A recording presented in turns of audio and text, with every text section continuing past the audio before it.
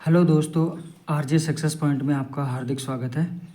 तो पिछली क्लास में हमने चैप्टर पढ़ा था अंतःस्रावी ग्रंथि के बारे में पढ़ा था।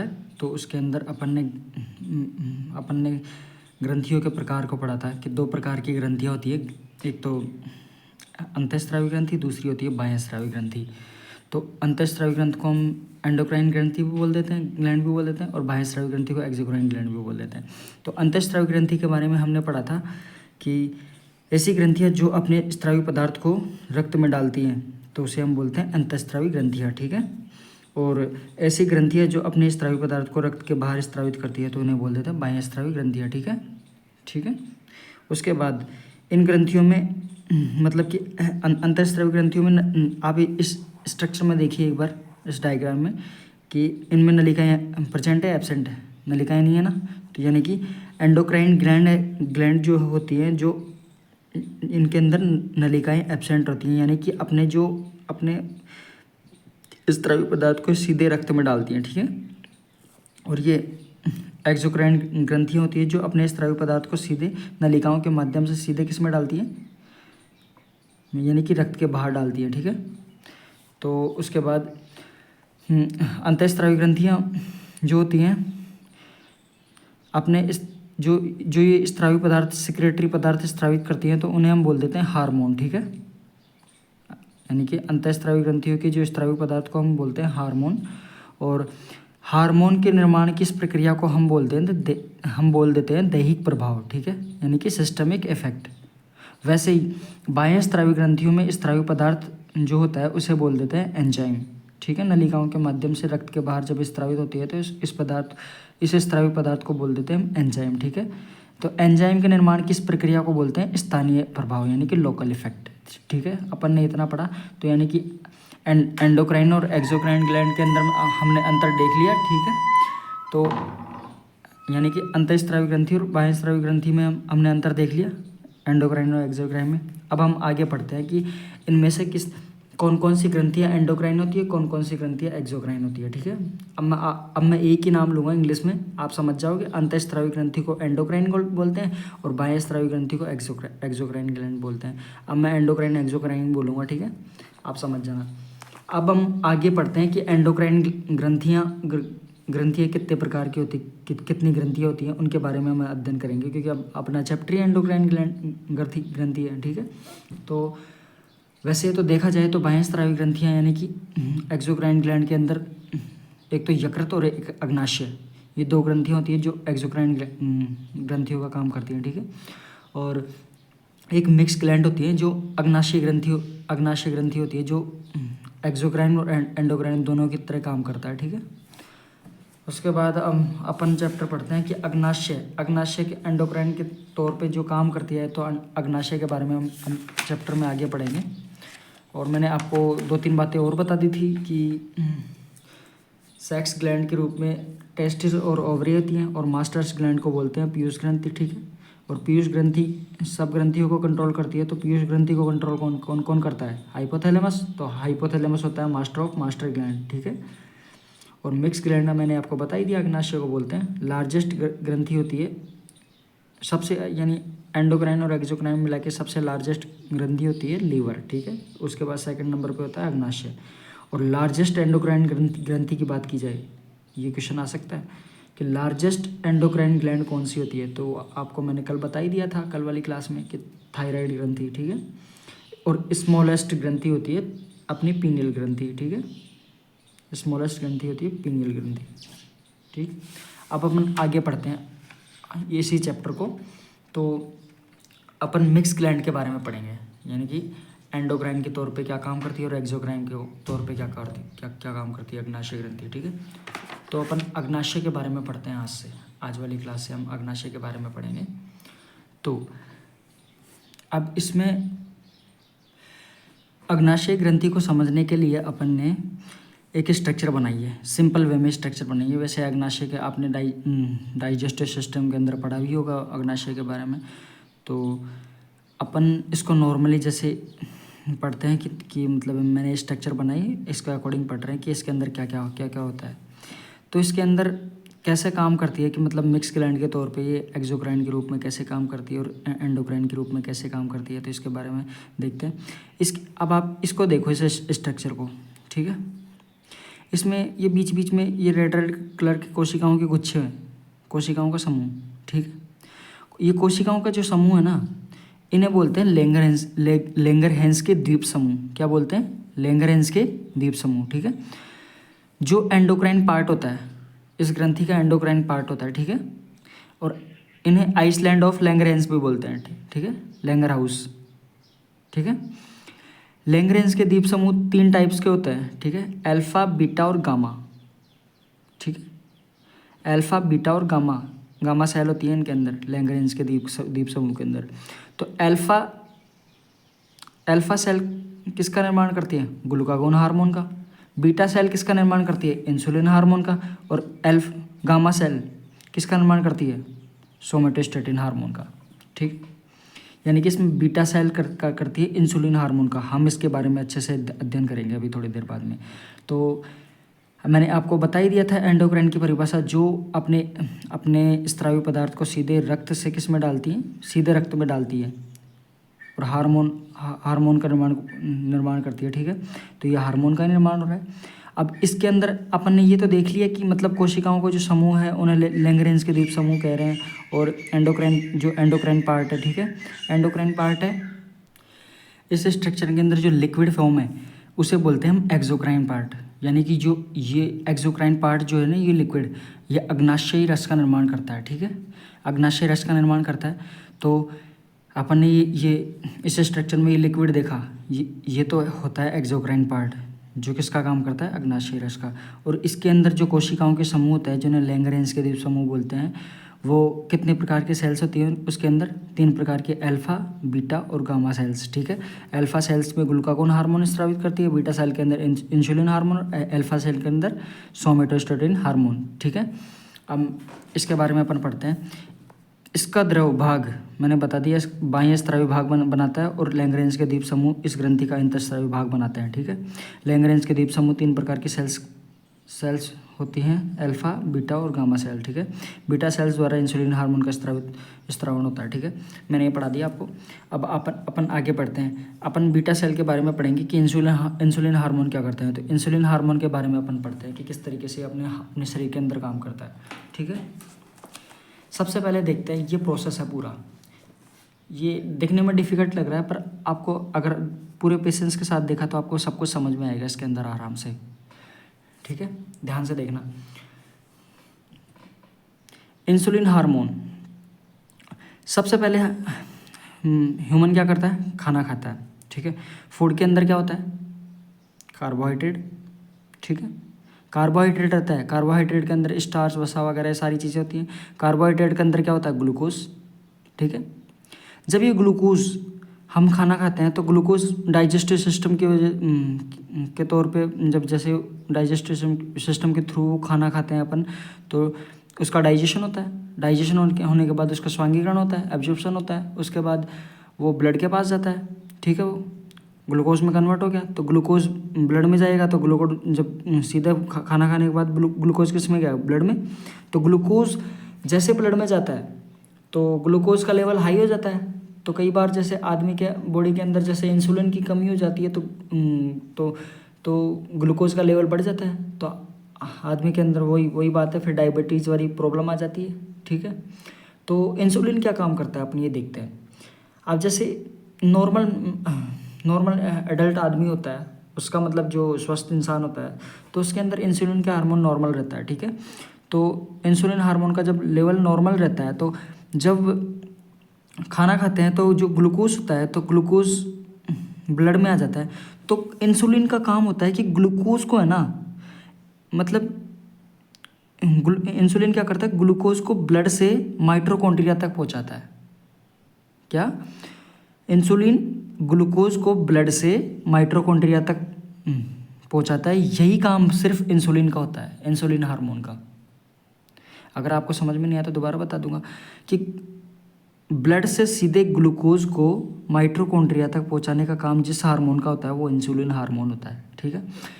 जैसे ही इंसुलिन हार्मोन इसको मतलब यहाँ पे माइटोकॉन्ड्रिया के पास ले जाता है। तो रिसेप्टर ग्राही होते हैं, मतलब कि रिसेप्टर्स होते हैं स्टेशन, यानी ग्लूकोज माइटोकॉन्ड्रिया के।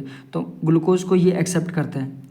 तो ग्लूकोज यहाँ से एक्सेप्ट होता है, तो ग्लूकोज का एक्सेप्ट किया, उसके बाद अपन जो खाना मतलब कि रेस्पिरेटरी सिस्टम के अंदर हम ऑक्सीजन शरीर के अंदर लेते हैं, तो वो ऑक्सीजन जैसे माइटोकॉन्ड्रिया के पास होती है, तो ग्लूकोज और ऑक्सीजन मिलके मतलब कि उसका मतलब ऑक्सीकरण कर देते हैं। उस ग्लूकोज और ऑक्सीजन के साथ मिलकर ऑक्सीकरण हो जाता है इस प्रक्रिया का।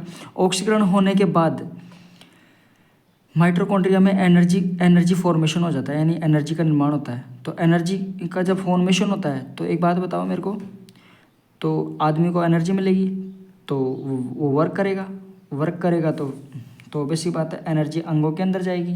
तो इस तरीके से ये प्रोसेस होता है पूरा। उसके बाद ग्लूकोज तो ब्लड के मतलब माइटोकॉन्ड्रिया के पास चला गया। अब बचा बाकी का ये ब्लड, ठीक है। ये ब्लड यूरिन के थ्रू साफ होके वाटर प्रोडक्ट 95% यूरिया और वाटर और यूरिया 2 से 3%, बाकी का जो जितना बचा, यानी कि जैसे ग्लूकोज बनता है यूरिया में कन्वर्ट हो जाता है, ठीक है। अब यूरिया में कन्वर्ट होने के बाद ये यूरिन के थ्रू बाहर निकल जाता है। इस ऐसे ये प्रोसेस पूरा होता है, ठीक है। अब आपको समझ में आ गया इंसुलिन का काम क्या होता है। इंसुलिन का काम होता है ब्लड से मतलब कि ग्लूकोज को ब्लड से माइटोकॉन्ड्रिया के पास पहुंचाना, यानी ब्लड में जो ग्लूकोज होता है उसको माइटोकॉन्ड्रिया के पास पहुंचाने का काम होता है। अब एक बात बताओ, आप सारे क्वेश्चनों के आप खुद जवाब दोगे, इसके अंदर आपके कॉन्सेप्ट क्लियर होंगे, मुझे उतना पता है। इंसुलिन की कमी हो जाए, जैसे इंसुलिन हार्मोन की अपने शरीर के अंदर कमी हो जाए, तो क्या क्या प्रॉब्लम आएंगी अपने शरीर के अंदर। थोड़ा कॉमन सेंस लगाओ, आराम से सारे क्वेश्चनों के जवाब मिलेंगे आपको। जैसे अब देखो, जैसे ब्लड में ग्लूकोज का लेवल अधिक हो जाएगा, होगा कि नहीं होगा। जब ये इंसुलिन हार्मोन नहीं होगा तो ब्लड से सीधे ग्लूकोज को माइटोकॉन्ड्रिया के पास कौन पहुंचाएगा, कोई नहीं पहुंचाएगा। तो ग्लूकोज का लेवल बढ़ जाएगा, ठीक है। ग्लूकोज का लेवल बढ़ जाएगा तो उस आदमी को कौन सी दिक्कत हो जाएगी, मधुमेह यानी डायबिटीज़ मेलिटस, ठीक है। यूरिन में ग्लूकोज उपस्थित होगा। अब जैसे एक बात बताओ, अब जैसे ब्लड छन के आएगा, वृक्कों के पास आएगा, उसके बाद यूरिन का निर्माण होगा। अब जब ब्लड में ग्लूकोज है तो ऑब्वियस सी बात है कि इसके अंदर भी ग्लूकोज ही होगा ना, होगा कि नहीं होगा। तो यूरिन में जब ग्लूकोज होगा तो ऑब्वियस सी बात है कि यूरिन गाढ़ा होगा, है ना, सांद्र होगा, गाढ़ा होगा। और जब गाढ़ा होगा यूरिन तो उसमें पानी की कमी होगी कि नहीं होगी, यानी उसको पानी की मात्रा भी ज़्यादा चाहिए, यानी कि ज़्यादा से ज़्यादा पानी की कमी होगी। जब पानी की कमी होगी तो पानी की मांग होगी यूरिन को, तो वो ब्लड किससे आएगा, मतलब यूरिन में पानी किससे लेगा, ब्लड से। तो ब्लड से लेगा तो यूरिन में पानी की मात्रा भी अधिक हो जाएगी, ठीक है। और यूरिन की मात्रा कितनी हो जाएगी, ज़्यादा हो जाएगी, ठीक है। यूरिन की मात्रा जब ज़्यादा हो जाएगी तो नंबर ऑफ यूरिनेशन ये भी ज़्यादा होगा, यानी कि बार बार ये वॉशरूम जाना पड़ेगा, ये प्रॉब्लम हो जाएगी, ठीक है। और अपन जब यूरिन ज़्यादा निकलेगा तो ऑब्वियस सी बात है, तो अपन को प्यास लगेगी, पानी पिएंगे, ठीक है। ये सारा प्रोसेस होता है इंसुलिन हार्मोन की कमी के कारण, ठीक है। अपन ने इतना पढ़ा इंसुलिन। उसके बाद कॉम्प्लिकेशंस पढ़ते हैं इसके, यानी कि इसकी क्या जटिलताएं होती हैं, ठीक है। मैंने आपको ये सारा प्रोसेस बता दिया इंसुलिन वाला। अब इनकी कॉम्प्लिकेशंस पढ़ते हैं, जटिलता कि लगभग 15 वर्ष की अवस्था में, मतलब कि जिस आदमी के साथ ये प्रॉब्लम हो जाती है, इंसुलिन की कमी हो जाती है, तो किडनी फेलियर के चांसेस बन सकते हैं पूरे, ठीक है। और आदमी की डेथ भी हो सकती है। और आई डैमेज होने के पूरे चांसेस बनते हैं, यानी कि इंसान में ब्लाइंडनेस की समस्या हो सकती है, यानी कि देखने में कमी हो सकती है, ब्रेन डैमेज हो सकता है। ये सारी इसकी कॉम्प्लिकेशंस होती हैं कि अगर इंसुलिन की कमी हो जाए तो ये प्रॉब्लम हो जाएगी, ठीक है। अब एक चीज़ मैं आपको बता देता हूँ, ये कॉन्सेप्ट है पानी की। जब एक बात बताओ, जब कोई चीज़ गाढ़ी होती है तो उसको किसकी ज़रूरत होती है, यानी कि सांद्र होती है, यानी तो किसकी ज़रूरत होती है, पानी की, ठीक है। तो जब ग्लूकोज ज़्यादा होगा तो ब्लड में जब ग्लूकोज ज़्यादा होता है तो वो सांद्र होगा कि नहीं होगा, सांद्र होगा, यानी गाढ़ा होगा। तो उसको पानी की आवश्यकता होगी, तो पानी की आवश्यकता होगी, तो ऑब्वियसली बात है ब्लड के अंदर वाटर होता है 90%, तो ब्लड से लेगा, तो फिर यूरिन की मात्रा भी ज़्यादा हो जाएगी और नंबर ऑफ यूरिनेशन भी ज़्यादा हो जाएगा। ठीक है, तो अपन आगे पढ़ते हैं कि डायबिटीज़ की जो ये रोग होता है इंसुलिन की कमी से होता है। ठीक है, अब डायबिटीज़ के बारे में पढ़ते हैं। डायबिटीज़ दो प्रकार का होता है। कितने प्रकार का? दो प्रकार का। तो डायबिटीज़ के प्रकार होते हैं, एक तो diabetes mellitus first, diabetes mellitus second. ठीक है, अब ये डायबिटीज़ मेलिटस फर्स्ट जो होता है 40 वर्ष से पहले के जो आदमी होते हैं ना, यानी कि वयस्क आदमी, अडल्ट स्टेज के अंदर, तो वयस्क मनुष्य में 40 वर्ष से पहले के जो होते हैं उनके अंदर ही डायबिटीज़ मेलिटस फर्स्ट होता है। ये कब होता है diabetes mellitus first? Beta cell जब नष्ट हो जाती है। अब जब एक बात बताओ, बीटा सेल के नष्ट होने से क्या प्रभाव पड़ेगा? मैंने उस टाइम बताया था कि alpha cell, beta cell, gamma cell. तो अल्फा सेल के अंदर ग्लूकागोन हार्मोन बन रहा था, बीटा सेल्स इंसुलिन हार्मोन का निर्माण कर रही थी, अल्फा सेल सोमेटोस्टेटिन हार्मोन का स्त्रावन कर रही थी। ठीक है, इसका निर्माण कर रही थी। तो बीटा सेल जब नष्ट हो जाएंगी तो इंसुलिन हार्मोन का निर्माण नहीं होगा। जब इंसुलिन हार्मोन का निर्माण नहीं होगा, इंसुलिन की कमी हो जाएगी, तो मैंने प्रोसेस बताया ही था आपको कि आदमी को डायबिटीज़ हो जाएगा। ये होती है डायबिटीज़ मेलिटस फर्स्ट। सेकंड वाला डायबिटीज़ मेलिटस सेकंड होता है जो जीवन शैली के से होने वाले रोगों के कारण होता है। यानी कि अपना जो खान पान होता है, मतलब कि उसकी मतलब अपन जो फास्ट फूड वगैरह खाते हैं या फिर वो कोई भी चीज़ खाते हैं, तो उसकी वजह से ये मतलब कि आलतू फालतू चीज़ें खाते हैं, तो उससे ये इस वाले डायबिटीज़ की समस्या हो जाती है, डायबिटीज़ मेलिटस सेकंड। ये 40 वर्ष के बाद के लोगों में होता है। ठीक है, तो इंसुलिन हार्मोन ज़्यादातर आदमियों में यही होता है, डायबिटीज़ मेलिटस सेकंड, क्योंकि खान पान ठीक नहीं रखते, तो ऑब्वियस ही बात है ये होगा। तो इंसुलिन हार्मोन के रिसेप्टर डैमेज हो जाते हैं इस प्रोसेस के अंदर। मैंने डायबिटीज़ मेलिटस फर्स्ट के अंदर तो अपन ने क्या बताया था, बीटा सेल नष्ट हो जाती है, बीटा सेल के नष्ट होने से इंसुलिन हार्मोन का निर्माण नहीं होता, तो उसकी कमी हो जाती है। और डायबिटीज़ मेलिटस सेकंड के अंदर इंसुलिन हार्मोन के रिसेप्टर ही डैमेज हो जाते हैं। यानी कि रिसेप्टर मैंने बताया था, इस स्ट्रक्चर में देखो एक बार, ग्लूकोज को इंसुलिन हार्मोन के जो रिसेप्टर है, अब जैसे एक बात बताओ, इंसुलिन हार्मोन के रिसेप्टर कहाँ होंगे? ये इंसुलिन हार्मोन का रिसेप्टर ये एक तरीके से, तो ये ग्लूकोज को एक्सेप्ट करता है, ग्लूकोज को पकड़ता है ब्लड से। पर जब ये खुद ही डैमेज हो जाएगा तो फिर ग्लूकोज को कौन पकड़ेगा? कोई नहीं पकड़ेगा। तो वैसे भी फिर ग्लूकोज ब्लड में ग्लूकोज की लेवल ज़्यादा हो जाएगा। जब ब्लड में ग्लूकोज लेवल ज़्यादा हो जाएगा तो तो क्या हो जाएगा? बीटा सेल भी नॉर्मल, इसमें बीटा सेल नॉर्मल रहती है। ठीक है, जब मैंने एक बात बोली, जब ब्लड में ग्लूकोज ज़्यादा हो जाएगा तो वही प्रॉब्लम हो जाएगी डायबिटीज़ की, मेलिटस सेकंड की। ठीक है, अब एक बात बताओ, इसमें तो बीटा सेल फर्स्ट मतलब बीटा सेल नष्ट हो रही थी, इसमें बीटा सेल नॉर्मल रहती हैं। अब एक बात बताओ, बीटा सेल में कोई प्रॉब्लम थोड़ी आ रही है, इंसुलिन तो बन रहा है, बट उसमें इंसुलिन के रिसेप्टर डैमेज है, तो उसको ग्लूकोज को बाइंड करने वाला कोई नहीं है, इसलिए इसमें ये प्रॉब्लम हो रही है। ठीक है, इंसुलिन हार्मोन भी इसमें नॉर्मल रहता है। ठीक है, बीटा सेल ऑब्वियसली बात है नॉर्मल होगी तो इंसुलिन भी नॉर्मल होगा, क्योंकि बीटा सेल ही तो इंसुलिन का निर्माण करती है। ठीक है, अब अपन ने इतना पढ़ा, तो अब मैं एक बात बताता हूँ आपको कि इंसुलिन हार्मोन के रिसेप्टर डैमेज कैसे होते हैं डायबिटीज़ मेलिटस सेकंड के अंदर, कि क्या क्या प्रॉब्लम्स होती हैं, मतलब जीवन शैली से किस तरह से होता है ये रोग। तो एक्सरसाइज, आदमी जब एक्सरसाइज नहीं करता, डाइट अच्छी नहीं लेता, जिसमें मतलब शुगर वगैरह खाता है, तो अल्कोहल पीता है, स्मोकिंग करता है, मोटापा ज़्यादा हो जाता है आदमी का, तो ये रिसेप्टर्स डैमेज हो जाते हैं इंसुलिन हार्मोन के। ठीक है, अब अपन ने इतना पढ़ा, मैंने आपको सारा चैप्टर रिवाइज करवा दिया, मतलब कि अग्नाशय वाला, पर अपन अब इसमें अब वही पॉइंट लिखे हुए हैं, मैंने आपको नॉर्मली बेसिस पे ये सब कुछ पढ़ा दिया। और आप मेरे को माफ़ कर सकते हो अगर, क्योंकि ऑब्वियसली बात है, जैसे मेरे से कुछ गलती हो जाए, कुछ बोलने में कुछ गड़बड़ी हो जाए तो माफ़ कर देना अपने छोटे भाई को। अब मूत्र का निर्माण वृक्क में होता है। ठीक है, अब अपन इससे आगे रिवीजन करते हैं। मूत्र का निर्माण वृक्क में होता है, जो रक्त के क्षनित से होता है। ठीक ठीक है। इंसुलिन हार्मोन ग्लूकोज को रक्त से कोशिका में लेकर जाता है। इंसुलिन हार्मोन की कमी से डायबिटीज मेलिटस हो जाता है, जिसके निम्न लक्षण होते हैं। रक्त में ग्लूकोज का स्तर बढ़ जाता है, बता दिया मैंने। मूत्र में ग्लूकोज का उपस्थिति होती है, मूत्र अधिक सांद्र हो जाता है, ठीक है। मूत्र अधिक सांद्र हो जाता है, ठीक है।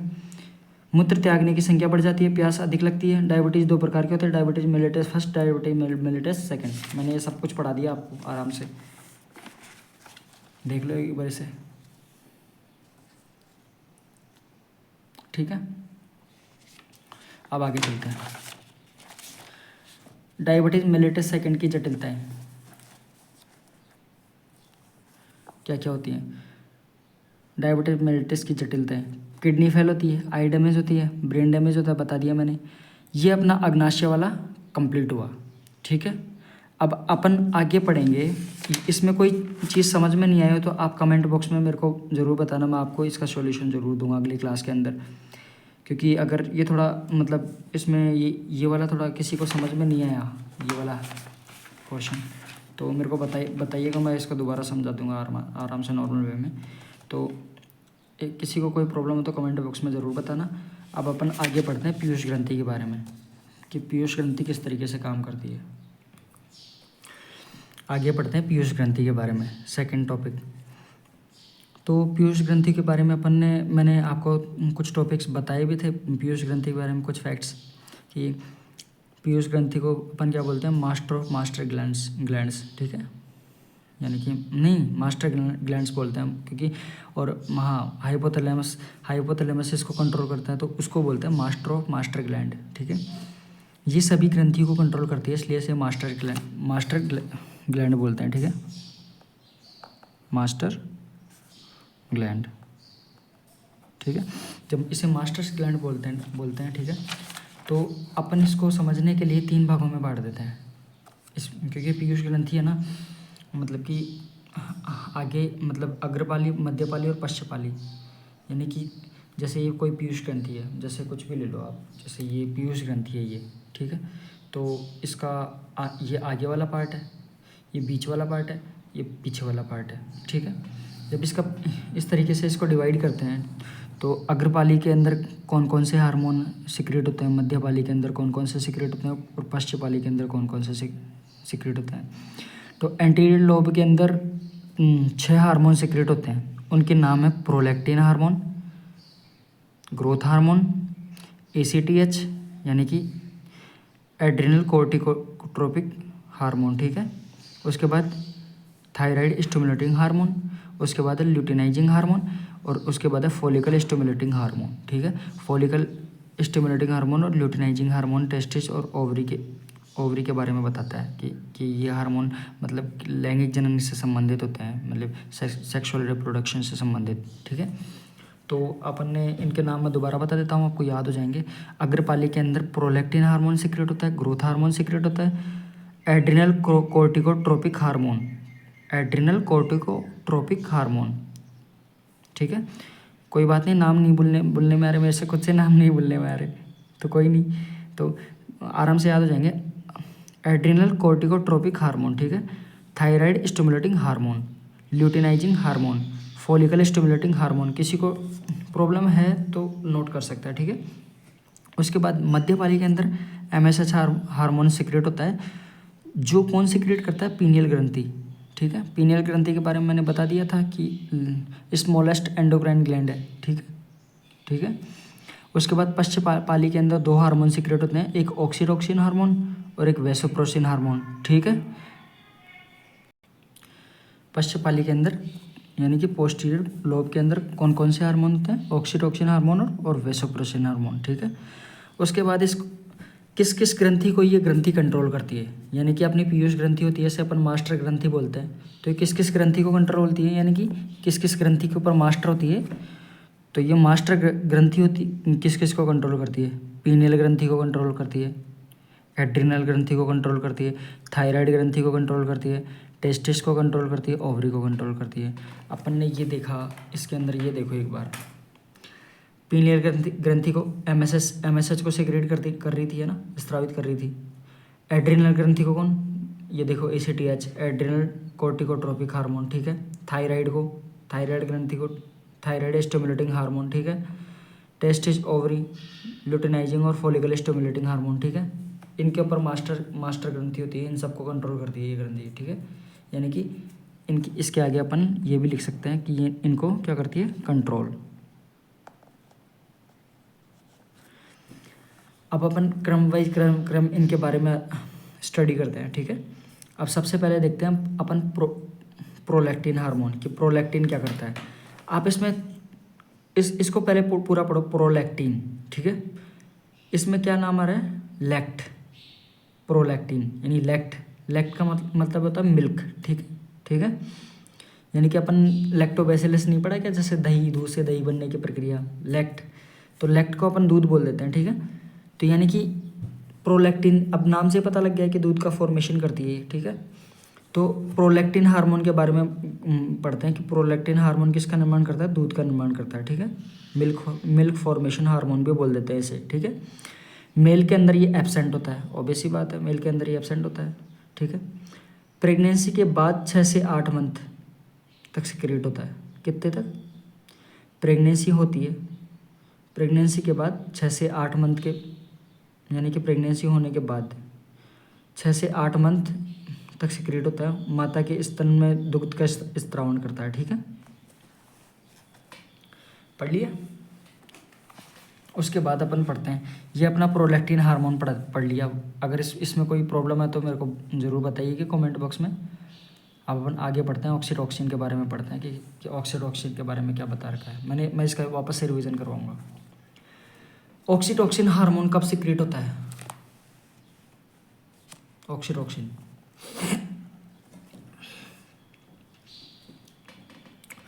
प्रेगनेंसी के बाद ये क्या काम करता है, 2 काम होते हैं इनके, ऑक्सीटोसिन हार्मोन के। मतलब कि ऑक्सीटोसिन का मतलब होता है कि कॉन्ट्रैक्शन, यानी कि संकुचन, आप ऐसे याद कर लो इसको, संकुचन यानी कि कॉन्ट्रैक्शन। तो ये प्रेगनेंसी के बाद सिक्रेट होता है ये हार्मोन ऑक्सीटोसिन, यानी कि प्रेगनेंसी के बाद दूध को बाहर निकालता है। अब एक बात बताओ, कॉन्ट्रैक्शन होगा तो दूध बाहर निकलेगा, ऑब्वियस सी बात है। तो ये कॉन्ट्रैक्शन का काम करता है, ठीक है। प्रेगनेंसी के बाद दूध को बाहर निकालने का काम करता है। दुग्ध स्त्रावी हार्मोन भी बोल देते हैं इसको, क्या, मिल्क सेक्रेटरी हार्मोन, ठीक है। उसके बाद पहला काम तो इसका ये हो गया। सेकंड नंबर पे इसका काम होता है मवेशियों में दुग्ध को ज़्यादा बाहर निकालना और फल पकाने में ऑक्सीटोसिन का ही काम लेते हैं। क्या आपने कई बार देखा नहीं है कि जैसे टमाटर के अंदर ऑक्सीटोसिन का इंजेक्शन लगा देते हैं तो वो लाल हो जाता है बहुत ज़्यादा, तरबूज के अंदर ऑक्सीटोसिन का इंजेक्शन लगा देते हैं वो लाल हो जाता है बहुत ज़्यादा। आजकल इस ऑक्सीटोसिन हार्मोन का मिसयूज़ कर रहे हैं लोग, जैसे कि मवेशियों को इसका वो दे देते हैं, क्या कहते हैं कि इंजेक्शन दे दिया इसको मवेशियों को। तो ऑब्वियस सी बात है कि ऑक्सीटोसिन काम क्या करता है, कॉन्ट्रैक्शन का। तो जब कॉन्ट्रैक्शन का काम करेगा तो दूध ज़्यादा बाहर आएगा, तो मवेशियों को इंजेक्शन देने के बाद दूध ज़्यादा बाहर निकालते हैं। एक तरीके से मिसयूज़ होता है ये, क्योंकि इसमें एक प्रॉब्लम होती है ऑक्सीटोसिन के अंदर। अगर जैसे मवेशियों को ये चीज़ ऑक्सीटोसिन के इंजेक्शन देते हैं तो उनमें बांझपन की प्रॉब्लम भी हो जाती है, यानी कि ये एक तरीके से गलत हानिकारक चीज़ रहती है मवेशियों के लिए। तो ऑक्सीटोसिन का एक ही काम है बस कि ये कॉन्ट्रैक्शन का काम करता है प्रेगनेंसी के टाइम पे, यानी कि जैसे प्रसव के टाइम होता है तो उस टाइम जैसे बच्चा पेट में होता है तो उसे बाहर निकालने का काम ऑक्सीटोसिन करता है, क्योंकि उस टाइम जब ऑक्सीटोसिन सिक्रेट ज़्यादा मात्रा में होता है तो वो कॉन्ट्रैक्ट करता है, तो जब कॉन्ट्रैक्शन करता है तो प्रसव क्रिया में हेल्प करता है, ठीक है। ये जैसे ये अपन ने स्ट्रक्चर बना रखा है, तो शिशु जन्म होता है उस टाइम क्या करता है, ऑक्सीटोसिन हार्मोन गर्भाशय में संकुचन उत्पन्न करता है। और इसे अपन कौन सा हार्मोन भी बोल देते हैं, प्रसव हार्मोन। कौन सा हार्मोन, प्रसव हार्मोन, यानी कि प्रसव में हेल्प करता है तो प्रसव हार्मोन हुआ। तो गर्भाशय में कॉन्ट्रैक्ट करने में हेल्प करता है ये, यानी संकुचन, ठीक है। तीसरी चीज़ है ये कि मादाओं में ज़्यादा पाया जाता है, मेल में कम होता है, मेल की तुलना में मादाओं में बहुत ज़्यादा होता है ऑक्सीटोसिन, ठीक है। और इसे हम प्यार, भावुकता और स्नेह, लविंग हार्मोन भी बोल देते हैं। अब मैं एक क्वेश्चन पूछता हूँ आपसे, ये क्वेश्चन कभी लविंग हार्मोन किसे बोलते हैं, प्रसव हार्मोन किसे बोलते हैं? ऑक्सीटोसिन को ही बोलते हैं, ऑब्वियस सी बात है। यानी पिताओं की तुलना में माओं में ज़्यादा होती है प्यार, भावुकता, स्नेह वाली चीज़ें, ठीक है। तो ये कंट्रोल कौन करता है? ऑक्सीटोसिन हार्मोन, ठीक है। ऑक्सीटोसिन हार्मोन, मैंने ये बात आपको बताई थी कि मवेशियों में दूध को बाहर निकालने में, फल पकाने में ऑक्सीटोसिन हार्मोन का इस्तेमाल होता है। अगर ये इसके मिसयूज़ है, मतलब कि अगर ज़्यादा चीज़ हो, ऑक्सीटोसिन हार्मोन की ज़्यादा मात्रा हो जाए, तो ऑक्सीटोसिन अगर ज़्यादा मात्रा में हो जाए, कि इसकी अगर ज़्यादा मात्रा यूज़ की जाए, तो आदमी में मतलब कि कैंसर की संभावना उत्पन्न हो सकती है। आदमी डिप्रेशन, मतलब मनुष्य डिप्रेशन में जा सकता है, मेंटल डिसऑर्डर हो सकता है, सुसाइड टेंडेंसी की समस्या ज़्यादा हो जाती है, ठीक है। उसके बाद जी अपन ने ये पढ़ लिया प्रोलैक्टिन हार्मोन और ऑक्सीटोसिन के बारे में अपन ने पढ़ लिया। प्रोलैक्टिन के बारे में पढ़ा अपन ने, और इधर से ऑक्सीटोसिन के बारे में पढ़ा। अब ये मैंने आपको समझा दिया।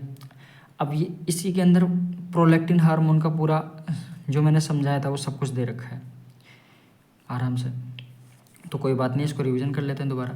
गर्भाशय के बाद यह हार्मोन माता के स्तन में दूध का निर्माण करवाता है, इसलिए इसे दुग्ध निर्माण हार्मोन भी कहते हैं, ठीक है। यह हार्मोन गर्भावस्था के बाद 6 से 8 मंथ तक निकलता है, ठीक है। मैंने आपको बता ही दिया था।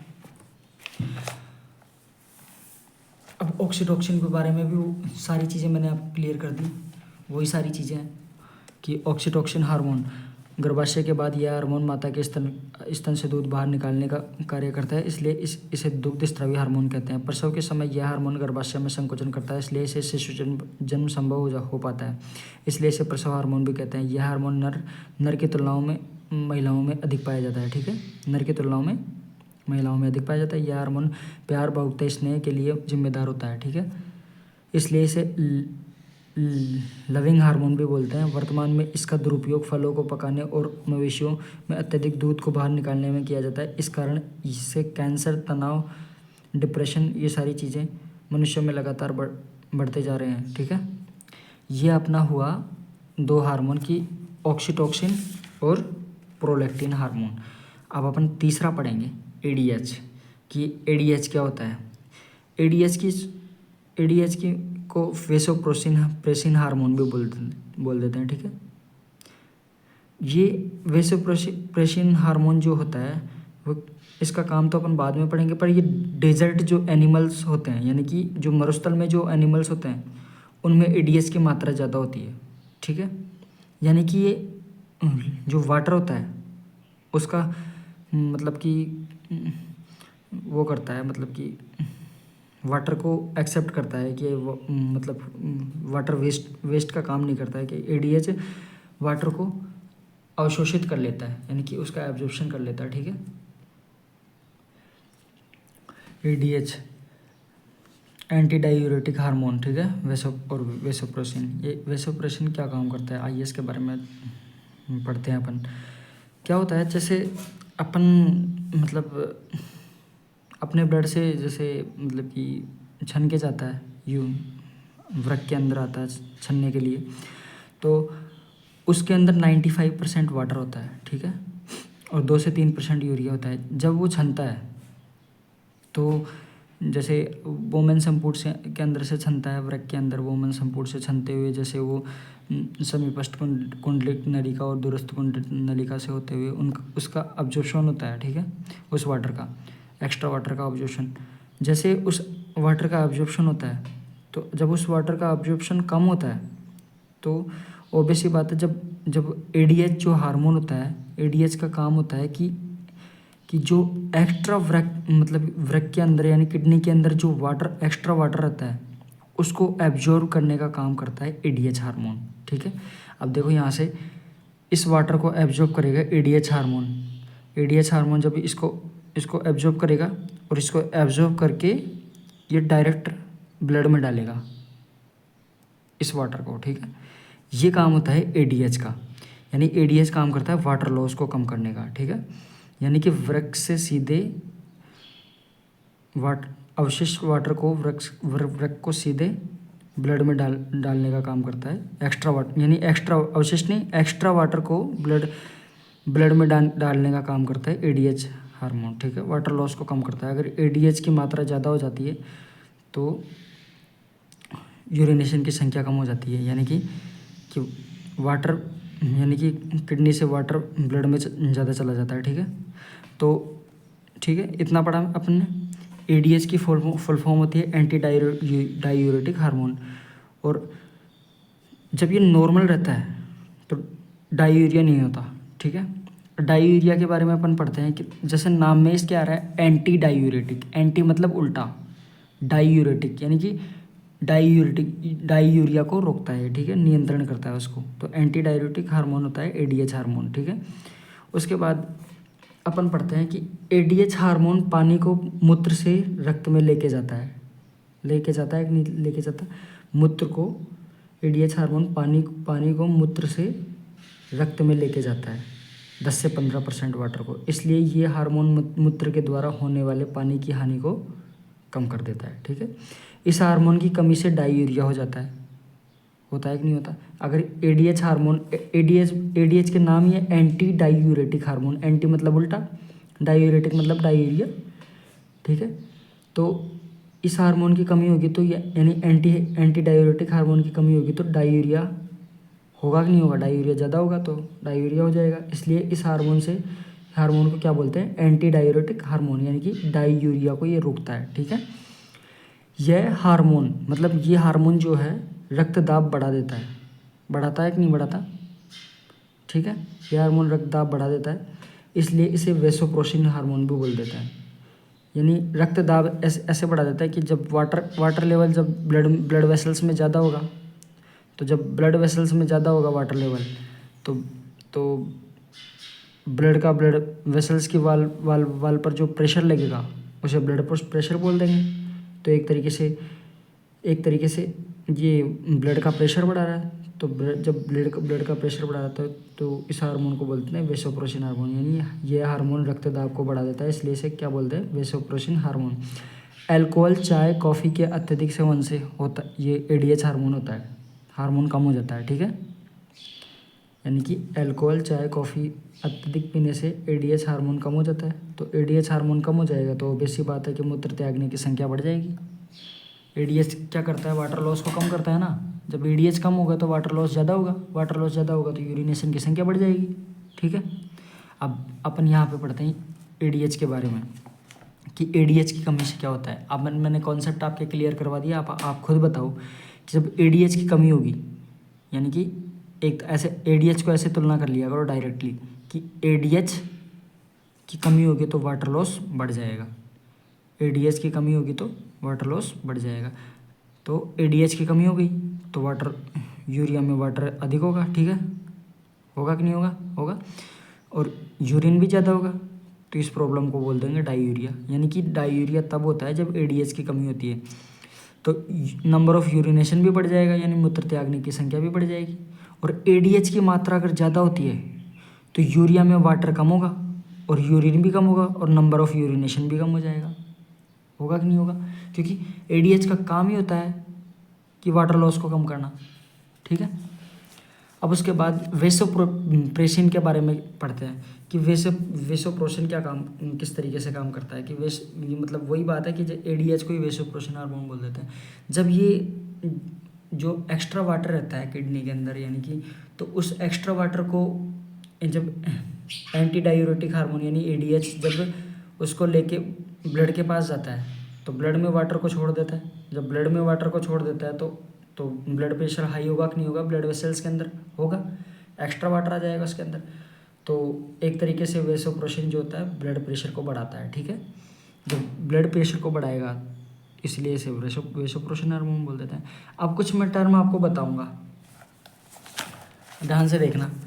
अगर यूरिया मैंने बता ही दिया, वेस्ट प्रोडक्ट होता है कि नहीं होता, ठीक है। यूरिया को बोलते हैं यूरिन, ठीक है। ये DYS अगर किसी भी नाम के अंदर डाइस आ जाए, यानी कि DYS डाइस आ जाए तो उसमें होगा पेन, यानी दर्द होगा। अब अभी इस बीमारियों के बारे में अपन पढ़ेंगे। तो डाई आ जाता है तो दुगना, अपन ने पढ़ा था डाई यूरिया यानी दुगना यूरिया, ठीक है। डिसयूरिया यानी डिसयूरिया, ये पढ़े डिसयूरिया यानी पेन यानी दर्द होता है। तो डिसयूरिया यूरिया में पेन ड्यूरिंग यानी यूरिनेशन, ठीक है। डायूरिया तो यूरिन डायूरिया में यूरिन ज़्यादा बाहर निकलता है यानी दुगना बाहर निकलता है, ठीक है। उसके बाद और डिसयूरिया के अंदर यूरिन करते टाइम अपने मतलब यूरिन करते टाइम पेन का अनुभव होता है यानी दर्द होता है, ठीक है, यूरिन करते टाइम। तो उस बीमारी को बोल देते हैं डिसयूरिया वाली प्रॉब्लम बोल देते हैं, ठीक है। और डायूरिया यानी कि डबल यूरिया यानी यूरिया ज़्यादा हो जाता है। तो ये इस प्रॉब्लम को कौन निपटाता है? ADH hormone, anti diuretic hormone, ठीक है। अगर एडीएच की मात्रा ज़्यादा होगी तो डायूरिया नहीं होगा, ठीक है। उसके बाद आगे अपन बढ़ते हैं। अब अपन अंतर देखते हैं कि इंसुलिन हार्मोन की कमी से और एडीएच की कमी से क्या प्रॉब्लम क्रिएट होती है, ठीक है। इंसुलिन की कमी से है ना डायबिटीज़ मेलिटस होता है। कौन सा?